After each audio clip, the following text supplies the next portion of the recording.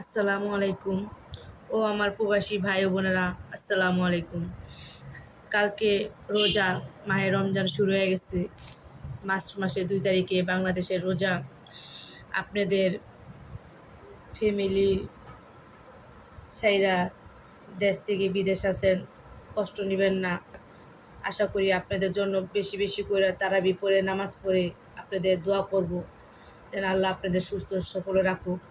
আর কালকেতে রোজা আমার অনেক টক পছন্দ, তাই নিয়ে নিলাম এত রাত্রে করে, যে মনে করে একটু খাইনি, কারণ কালকে তো আমি 1 মাস তো খেতে পারবো না।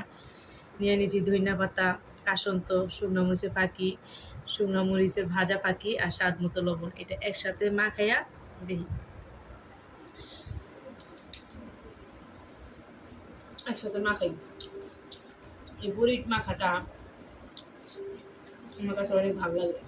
কার কার কাছে ভালো লাগে, মানে টক তো, মিষ্টিটা অত পছন্দ করি না। টক হলে আমার কিছু লাগে না। কালকে রোজা, টক তো খাইতে পারবো না, তো আজকে খেয়ে নিই।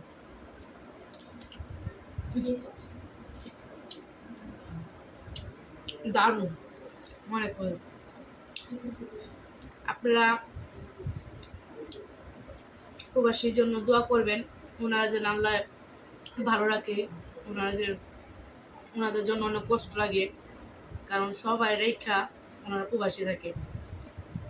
আমরা তো তাও সবাই কাছে পাই, কত কষ্ট ওনাদের।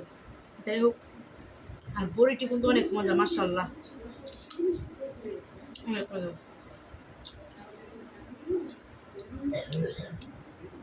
সব খাবো না, না, এটা হলো কি জানেন,